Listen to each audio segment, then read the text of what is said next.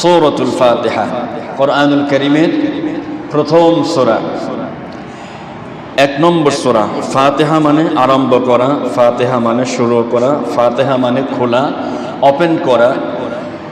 সূরা ফাতিহার মোট শব্দ হলো 25টি। এ সূরাতে অক্ষর আছে 113টি। এ সূরাকে উম্মুল কোরআন বলা হয়, উম্মুল কিতাব বলা হয়, সূরাতুশ শিফা বলা হয়, সূরাতুদ দুআ বলা হয়। যতগুলো আয়াতে কারিমা নাজিল হয়েছে সমস্ত আয়াতে কারিমা জিবরাইল আলাইহিস সালাতু ওয়াস সালামের মাধ্যমে নবীজির কাছে কোরআনুল কারীম নাজিল হয়েছে।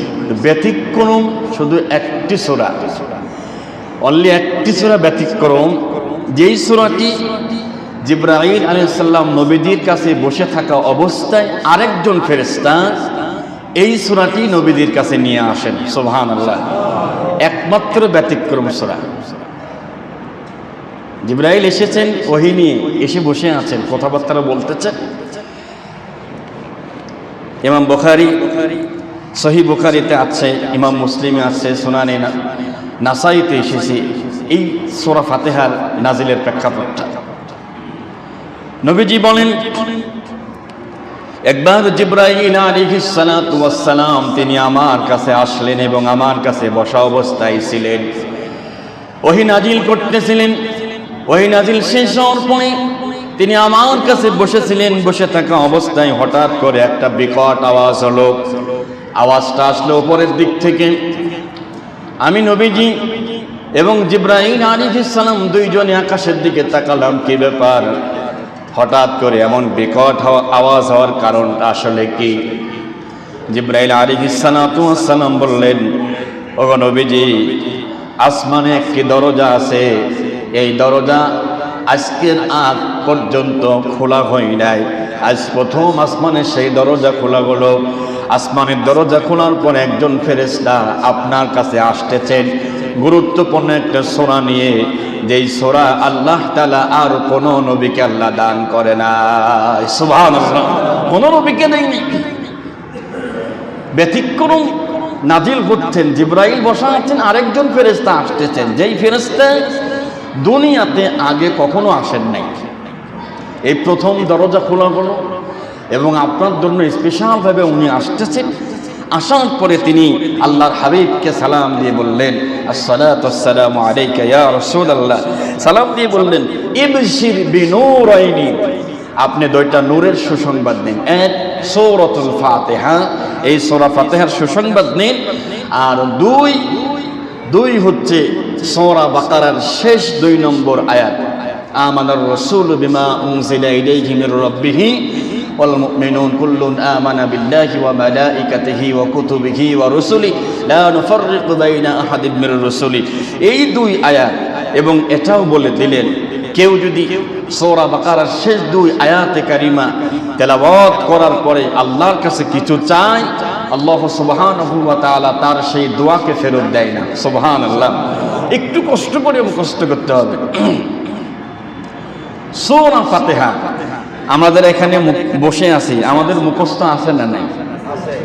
সবার আছে, সবার মুখস্থ আছে না? সবার মুখস্থ আছে। দেখা যাচ্ছে মোটামুটি 20 বছর ধরে আপনি সূরা ফাতিহা তেলাওয়াত করতেছেন, কিন্তু এখনো অনেকেরই সূরা ফাতিহার ভিতরে অনেকটা ভুল রয়ে গেছে এখনো। আলহামদুর শুরুতে যে অক্ষরটা আছে, আল হা একটা অক্ষর, আরেকটা আছে হা, এটা ইজিলি হয়ে যায়, কিন্তু প্রথম যে শুরু হয়েছে হা দিয়ে, এটা অনেকেরই হয় না। আমরা আরেকটা হা দিয়ে আমরা শুরু করি। এই সূরাটি কত বড় মর্যাদা সূরা, তিনি আবু সাঈদ খুদরি রাদিয়াল্লাহু তাআলা আনহু তিনি বলেন, মসজিদের ভিতরে আমি নবীজি মসজিদের ভিতরে বসা, এমতো অবস্থায় বসা থাকার কিছুক্ষণ পরে আমি নামাজে দাঁড়িয়ে গেলাম। নামাজের মধ্যে আমি নফল নামাজ পড়তেছিলাম। নফল নামাজ পড়া অবস্থায় আল্লাহর হাবিব আমাকে ডাক দিলেন। ডাক দেওয়ার পরে তিনি আসলেন না, একটু দেরি করলেন। নবীজি আবার ডাক দিলেন, উনি আবার দেরি করলেন। আবার ডাক দিলেন, আবার দেরি করলেন। নামাজ শেষ করার পরে আল্লাহ নবীজি প্রশ্ন করলেন, কি ব্যাপার, কি হয়েছে তোমার? হুজুর, আমি এই নফল সালাত আদায় করতেছিলাম। তুমি কি জানো না? তোমার কি জানা নাই? ইয়া আইয়ুহাল্লাযীনা আমানু ইসতাজীবু লিল্লাহি ওয়ার রাসূলি ইযা দাআকুম।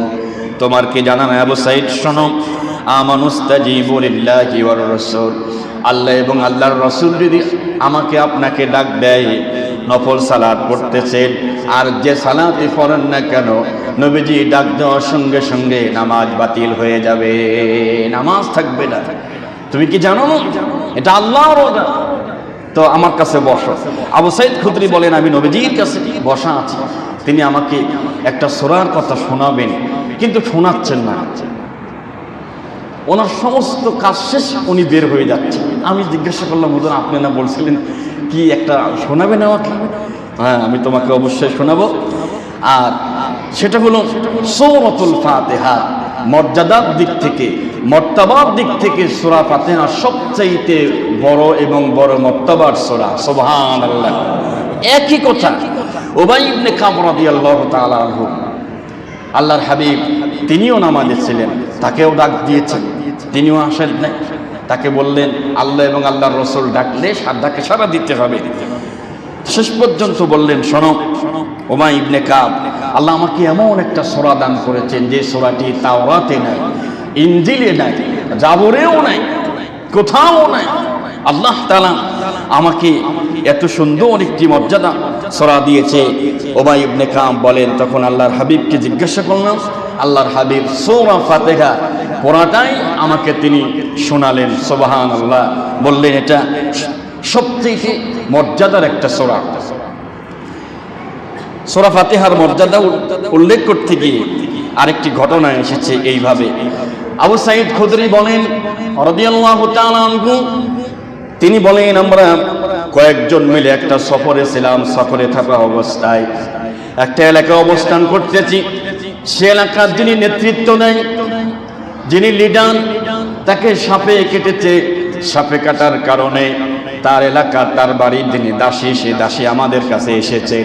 এসে বলছেন, তোমাদের মধ্যে এমন কেউ কে আছে যে ঝাড়ফুঁক করে আমার নেতা এই সাপের বিষ নষ্ট করে দিতে পারবে? কেউ আছো নাকি? আছো কেউ? আবু সাঈদ খুদরি রাদিয়াল্লাহু তাআলা আনহু তিনি বলেন, আমি বিসমিল্লাহ সহ সূরা ফাতিহা পড়ে ফু দিয়েছি, যেখানে সাপে আঘাত করেছে, কামড় দিয়েছে, ফু দেওয়ার সঙ্গে সঙ্গে, বিসমিল্লাহ সহ সূরা ফাতিহা পড়ে ফু দেওয়ার সঙ্গে সঙ্গে তার বিষ আল্লাহ নষ্ট করে দিয়েছেন। সুবহানাল্লাহ। বলেন সুবহানাল্লাহ। এই বিশ্বাস কি এখন আমাদের আছে? মনে হয় কি মনে হয়? মাঠে চলে গেছে, বিশ্বাস আর কাছে নাই। তো সঙ্গে সঙ্গে ভালো হয়ে গেছেন। ভালো হওয়ার পরে উনি অনেকগুলো ছাগল হাদিয়া দিয়েছেন। সুবহানাল্লাহ বলেন। তার মানে বোঝা যাচ্ছে যে ঝাড়ফুঁক করে মোটামুটি কিছু নেওয়া যাবে নাকি? ঝাড়ফুঁক দিয়ে নেওয়া যাবে, কিন্তু তাবিজ করে, কি করে? তাবিজ করে নেওয়া যাবে না। তারপরেও সাহাবার এটা কোনো রকম ধরতে চাচ্ছেন না যে এটা জায়েজ হবে কি হবে না, নেওয়া যাবে কি যাবে না। ওনারা তো হাদিয়া দিচ্ছেন, হাদিয়া তো নেওয়া যায়। নবীজির কাছে আসলেন, ইয়া রাসূলুল্লাহ, ইয়া হাবিবাল্লাহ, আমরা এই কাজটা করে ফেলেছি, এখন আমাদের করণীয় কি একটু বলেন তো দেখি। আল্লাহর হাবিব বললেন, শোনো, ওমা কানা ইউদরিহি আন্নাহা রুকিয়া, তোমরা কি করে জানলে যে এটা রুকিয়া, এটা দিয়ে পড়লে কাজ হয়? কিভাবে জানলে? কই হুজুর বিসমিল্লাহ বলে আর সূরা ফাতিহা পড়ে ফু দিছি, কাজ যে হবে ওটা আমরাও অত বুঝতে পারি নাই। সুবহানাল্লাহ। মাইরে দিছি, কাজ হয়ে গেছে। নবীজি বললেন, শোনো, আকসিমু অদরিবু বিসাহমিন, তোমরা যে এই ছাগল পাইছো এটা মোটামুটি ভাগাভাগি করো, এটা তো জায়েজ আছে, আমার জন্য একটা রেখে দাও। সুবহানাল্লাহ। রাখো, আমার জন্য একটা রাখো। তো সূরাতুল ফাতিহা এমন একটি সূরা, যখন আল্লাহর বান্দা নামাজে দাঁড়িয়ে যায়, সূরা ফাতিহা ছাড়া নামাজ হয় না। নামাজে দাঁড়িয়েছেন আপনি, আল্লাহু আকবার বলে সূরা ফাতিহা শুরু করেছেন, আলহামদুলিল্লাহ রাব্বিল আলামিন যখন বলেন তখন আল্লাহ তাআলা এই কথার জবাব দেন। সুবহানাল্লাহ। আল্লাহর গোলাম বলে আলহামদুলিল্লাহ রাব্বিল আলামিন, কথা বলার সঙ্গে সঙ্গে রব আসমান থেকে জবাব দেন হামিদানি আব্দি, নিশ্চয় আমার বান্দা আমার প্রশংসা করেছে। সুবহানাল্লাহ। আল্লাহ বলছেন আমার বান্দা আমার প্রশংসা করেছে। আল্লাহর বান্দা যখন আবার বলে আর রহমানির রহিম, এই আয়াত পড়ার সঙ্গে সঙ্গে আল্লাহ জবাব দিয়ে থাকেন আফনা আলাইয়া আব্দি, আমার বান্দা আমার গুণ বন্দনা করলো। এজন্য সূরাতুল ফাতিহা কাটা কাটা পড়া ভালো।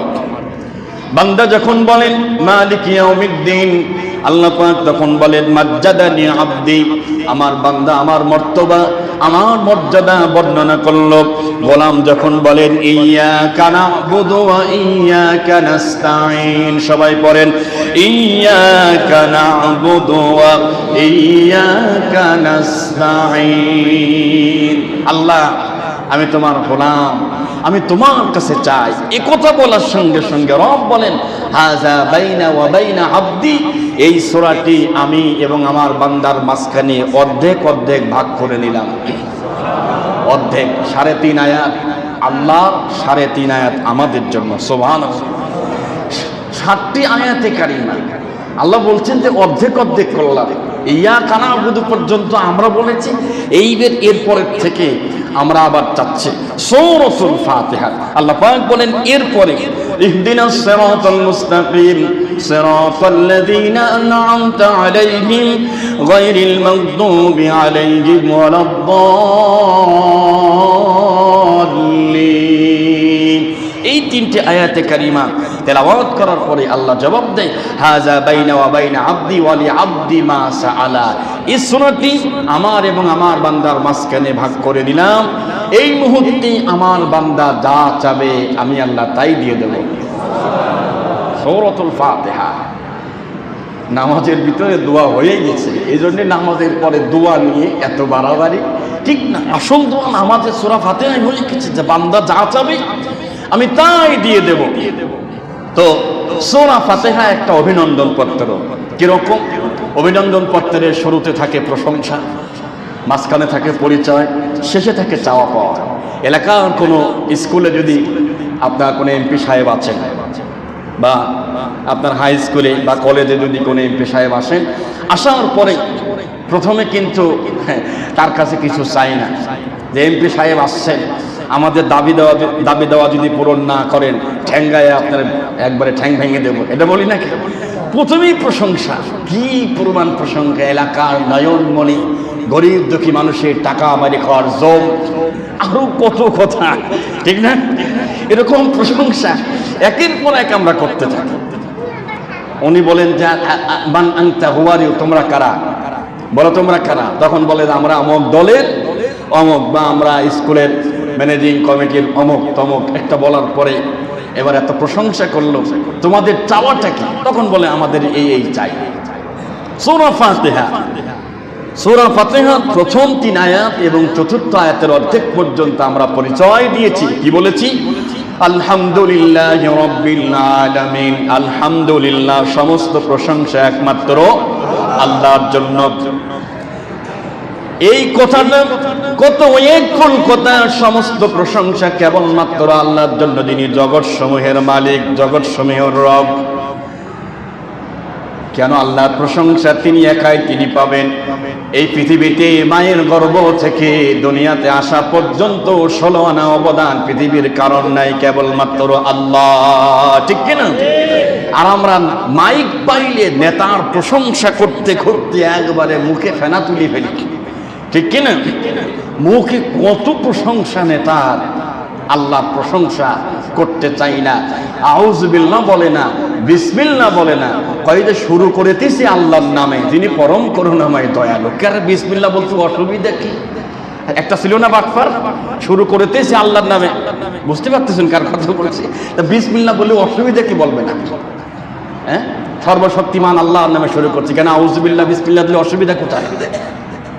এটা কি তোমার মাথা নষ্ট করে দিয়েছে? বললে প্রবলেমটা কোথায়? তো এখন আমরা আল্লাহ প্রশংসা শুরু করলাম এবং আমরা বলতেছি যে আল্লাহ আপনি জগৎ সমূহের মালিক। এরপরে বলতেছি আর রহমানির রহিম, পরম করুণাময় এবং অত্যন্ত দয়ালু। আর রহমান আর রহিম কাছাকাছি অর্থ, অত্যন্ত দয়ালু, চির দয়ালু, খুব কাছাকাছি অর্থ। মালিক ইয়াউমিদ্দিন, যিনি বিচার দিবসের মালিক। ইয়াকা না'বুদু, আল্লাহ আমরা তোমার গোলাম, আমি তোমার গোলাম। এই 3.5 আয়াত পর্যন্ত আমরা আল্লাহর প্রশংসা করেছি। এবার আল্লাহ যেন জানতে চান, গোলাম মান আনতা, হুয়ারিউ, তুমি আসলে কে? এতক্ষণ পর্যন্ত আমার প্রশংসা করলাম, তুমি আসলে কে বলো, পরিচয় দাও। আমরা পরিচয় দিচ্ছি, ইয়াকা না'বুদু, আল্লাহ আমরা তোমার গোলাম, তোমার ইবাদত করি, আমরা তোমার গোলাম। গোলাম পরিচয় দিতে কি আমাদের কষ্ট লাগবে? আল্লাহ আমরা তোমার গোলামই করি, তোমার ইবাদত করি। আল্লাহ আমরা পরিচয় দিচ্ছি, আল্লাহ আমরা তোমার গোলাম, তোমার দাসত্ব করি আমরা। এবার আল্লাহ বলতে চাচ্ছেন, গোলাম কি চাও বলো? এবার আমরা চাচ্ছি ইহদিনাস সিরাতাল মুস্তাকিম, আল্লাহ তুমি আমাদেরকে একটা সরল সঠিক পথ দাও। সিরাতাল লাযিনা আন'আমতা আলাইহিম, এমন পথ তুমি আমাদেরকে দাও যেই পথে তুমি তোমার বান্দাদেরকে নিয়ামত দান করেছো, এমন পথ তুমি আমাদেরকে দাও। আর এমন পথ তুমি আমাদেরকে দিও না গায়রিল মাগদুবি আলাইহিম ওয়ালাদ-দাল্লিন, আল্লাহ তুমি আমাদেরকে এমন পথ দিও না যেই পথে তুমি তাদেরকে ধ্বংস করে দিয়েছো গজব দিয়ে, আযাব দিয়ে। আল্লাহ তাআলা ইহুদি নাসারাদের কথা বলছেন এখানে, যে যারা আল্লাহ তাআলাকে মানে নাই, যাদেরকে ধ্বংস করে দিয়েছো, আল্লাহ তুমি তাদের পথ আমাদেরকে তুমি দিও না। এবার আসেন সূরা ফাতিহার প্রথম শব্দ আলহামদুলিল্লাহ। সব প্রশংসা হবে কেবলমাত্র আল্লাহর জন্য, সকল প্রশংসা হবে। কিন্তু আমরা অনেকে আছি আল্লাহর জন্য আমরা প্রশংসা করতে চাই না। আল্লাহ পাক বলে, গোলাম ওয়া আতাকুম মিন কুল্লি মা সাআলতুমু ওয়া ইন তাউদ্দু নি'মাতাল্লাহি লা তুহসুহা ইন্নাল ইনসানা লাযালুমুন কাফফার। আল্লাহু আকবার। আল্লাহ বলে, গোলাম ওয়া আতাকুম মিন কুল্লি মা সাআলতুমু, ওয়া আতাকুম আমি তোমাদেরকে দিয়েছি, প্রদান করেছি, মিন কুল্লি মা সাআলতুমু যা লাগবে আমি তাই দিয়েছি। সুবহানাল্লাহ। রব আসলে কে? তার প্রশংসা করতেছেন, তিনি জগৎ সমূহের রব। রব আসলে কে? ফেরাউন একবার মূসা নবীকে প্রশ্ন করেছিলেন যে don't you accept me as a রব, তুমি কি আমাকে রব হিসেবে মানো না? তিনি বললেন, প্রশ্নই ওঠে না, আপনি কি কেন রব হিসাবে মানব? যে আল্লাহ আমাকে সৃষ্টি করেছেন, সে আল্লাহ আপনাকে সৃষ্টি করেছেন। ফেরাউন তখন পাল্টা প্রশ্ন ছুড়ে দিয়েছিলেন, আসলে তোমার রব কে? তুমি যে আমাকে রব মানো না ঠিক আছে, কি তোমার রব কে? তিনি এক কথায় জবাব দিয়েছিলেন, ক্বালা রাব্বুনাল্লাযী আ'তা কুল্লা শাইইন খালকাহু সুম্মা হাদা। আল্লাহু আকবার। কুরআনুল কারীমের 16 নম্বর পারা 20 নম্বর সূরা তাহা 50 নম্বর আয়াতে কারিমা, ক্বালা মানে বললেন, রব্বুনাল্লাযী, রব তো তিনি, আ'তা কুল্লা শাই, বান্দাকে সৃষ্টি করার পরে যেভাবে তৈরি করলে পারে সৌন্দর্য দেখা যাবে, ভালো দেখা যাবে। আমি আল্লাহ রব্বুল আলামিন বান্দাকে তৈরি করার পরে যা লাগবে, যেভাবে লাগবে আমি আল্লাহ তাই দিয়েছি, এবং আমি আল্লাহ পাক তাকে এরপরে পথ দেখিয়েছি। সুবহানাল্লাহ। রব তিনি, বান্দার যত প্রয়োজন আছে চাওয়ার আগেই যিনি প্রয়োজনকে মিটাইয়ে দেন তিনিই হচ্ছেন রব। সুবহানাল্লাহ। জোরে বলেন সুবহানাল্লাহ। তাইলে প্রশংসা করতে গিয়ে প্রশংসার যে শব্দ আলহামদুলিল্লাহ, এটা সবচেয়ে বড় একটা শব্দ। আরেকটা এরকম একটা বাক্য আছে, সুনান ইবনে মাজাহ এসেছে এই বাক্যটা, যে একজন নবীর সাহাবী তিনি এই দোয়াটি পড়তেছিলেন প্রশংসা করতে গিয়ে, ইয়া রব্বি লাকাল হামদু কামা ইয়ানবাগি লিজালালি ওয়াজহিক ওয়া আযীমি সুলতানিক। ইয়া রব্বি লাকাল হামদু কামা ইয়ানবাগি লিজালালি ওয়াজহিকা ওয়া আযীমি সুলতানিক। প্রশংসা করতে গিয়ে তিনি এই শব্দটা বলেছেন। আলহামদুলিল্লাহ বললে 80টা নেকি লেখা হয়, 8টা অক্ষর। এবং আল্লাহর হাবিব বলেছেন কেউ যদি মন থেকে আলহামদুলিল্লাহ একবার বলে, 8টা অক্ষর আছে আলহামদুলিল্লাহর ভিতরে, আল্লাহ পাক তার জন্য 8টি জান্নাতের দরজা আল্লাহ খুলে দেয়। সুবহানাল্লাহ। তো আল্লাহর একজন নবীর একজন সাহাবী এই দোয়াটা পড়ছেন, ইবনে ওমর রাদিয়াল্লাহু তাআলা আনহু, তিনি হাদিসটি বর্ণনা করেছেন যে এই দোয়াটা পড়ার পরে ফেরেশতা কতটুকু নেকি লিখবে ফেরেশতা বুঝতে পারতেছে না, যে আল্লাহ আসলে কি হইলো বুঝতেই পারলাম না, উনি কি দোয়া পড়লেন আর কয় নেকি লিখবো আমি তো বুঝতে পারতেছি না। তো তিনি আল্লাহর কাছে বলছেন, আল্লাহ আমি তো বুঝতে পারতেছি না উনি কি দোয়া পড়লেন, আরে কয় নেকি লিখবো তাও তো বুঝতে পারতেছি না। আল্লাহ তাআলা ফেরেশতাকে ডাক দিয়ে বললেন, শোনো ফেরেশতা, আমার বান্দা যে প্রশংসা করেছে, তিনি বলেছেন, হে আমার রব, তোমার যে বিশাল ক্ষমতা এবং তোমার যে মহান সত্তার যে মর্যাদা অনুযায়ী আমি তোমার প্রশংসা করেছি, বিশাল ক্ষমতা তোমার আছে, এই ক্ষমতার অনুসারে প্রশংসা করেছি তোমার আমি আল্লাহ। আল্লাহ ডাক দিয়ে বলছে, ফেরেশতা নেকি লেখার দরকার নাই, আমার বান্দা যা বলেছে তুমি তাই লিখে রাখো। সুবহানাল্লাহ। ইয়া রব্বি লাকাল হামদু, হে আমার রব, লাকাল হামদু, প্রশংসা আপনার জন্যই, কামা ইয়ানবাগি লিজালালি ওয়াজহিক, আপনার যে বিশাল ক্ষমতা, ওয়া আযীমি সুলতানিক, বিশাল ক্ষমতার আপনার যে মহান সত্তার মর্যাদা, এইটা অনুসারে আমি আপনার প্রশংসা করলাম। ও ফেরেশতা দেরি করো না, বান্দা যা বলেছে তুমি তাই লিখে রাখো। কিয়ামতের কঠিন মুসিবতের সময় আমার গোলামকে আমি আল্লাহ আমার কাছে ডাক দিয়ে আমার বান্দাকে পুরস্কার দেব, বান্দা যা চাবে আমি আল্লাহ তাই দিয়ে দেব। সুবহানাল্লাহ। যেটা চাবে আমি তাই দিয়ে দেব। আল্লাহ প্রশংসার কথা কখনো গুনে গুনে শেষ করা যাবে, নিয়ামতের কথাও গুনে শেষ করা যাবে না। আল্লাহ বলছে, ওয়া ইন তাউদ্দু নি'মাতাল্লাহি লা তুহসুহা ইন্নাল ইনসানা লাযালুমুন কাফফার। আল্লাহু আকবার। ওয়া ইন তাউদ্দু নি'মাতাল্লাহ, ও আমার বান্দারা, আমার নিয়ামতকে তোমরা গুণে কখনো শেষ করতে পারবে না। কিন্তু এই নিয়ামত পাওয়ার পরে ইন্নাল ইনসান, কিছু মানুষ রয়েছে, লা যালুম, সে জুলুমকারী, লা কাফফার, এবং সে অকৃতজ্ঞ, মানুষের প্রতি জুলুম করে এবং সে অকৃতজ্ঞ থাকে। আল্লাহ তাআলা কত নিয়ামত দিয়েছে আমাদের শরীরের দিকে তাকান, আমাদের বডির দিকে তাকান। আমি একবার ট্রেনের মধ্যে ওঠার পরে আপনার দেখি যে একজনের 2টা হাত নাই, কিছু ফকির আছেন এরকম 2টা হাত আছে, পুরা শরীর ভালো আছে, পুরা পাও ভালো আছে, অভ্যাস হয়ে গেছে মানুষের কাছে চাওয়া। কিন্তু এই ওনার 2টা হাত যে নাই, এটা আমি শুধু কল্পনা করতেছি। আল্লাহ ওনার 2 হাত নাই, উনি গলার ভিতরে একটা ঝাঁকা ঝুড়ি নিয়ে বাদাম বিক্রি করতেছেন বা ব্রাশ বিক্রি করতেছেন। দেখেন না এরকম আপনারা ট্রেনে উঠলে, বাসে উঠলে দেখা যায়। তো আমার শুধু মনে হয়েছে, আল্লাহ আমাদের হাত আছে, আমরা টয়লেট বা বাথরুম করার পরে আমরা হাত দিয়ে যে শৌচকার্য করতে পারি, আল্লাহ এনার তো হাতই নেই, উনি কি করেন? তাহলে আল্লাহ আমাকে কি নিয়ামত দেয় নাই? সুবহানাল্লাহ জোরে বলেন, কি নিয়ামত দেয় নাই? ওই ট্রেনের মধ্যে আরেকজন ভিক্ষুক, অন্ধ, চোখে দেখে না, উনি ভিক্ষা করতেছিলেন। ভিক্ষা করতে করতে